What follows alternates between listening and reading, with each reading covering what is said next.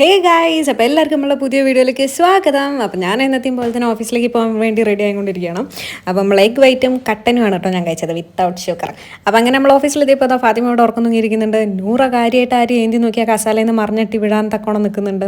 പിന്നെ നമ്മൾ അങ്ങോട്ടും ഇങ്ങോട്ടും ചുമ്മാ അവിടെ ഓഫീസ് ഫോണിൽ നിന്ന് ചുമ്മാ അങ്ങോട്ടും ഇങ്ങോട്ടും വിളിച്ചു.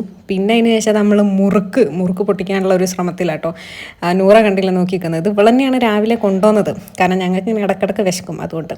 പിന്നെ അതിന് ശേഷം നമ്മൾ ഉച്ചയ്ക്ക് ചോറല്ല ബിരിയാണി പറയാൻ മറന്നു, ബിരിയാണി.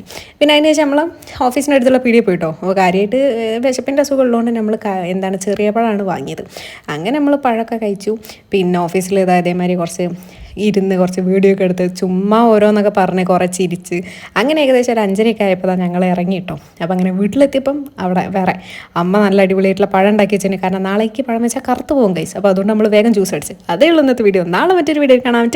ബൈ.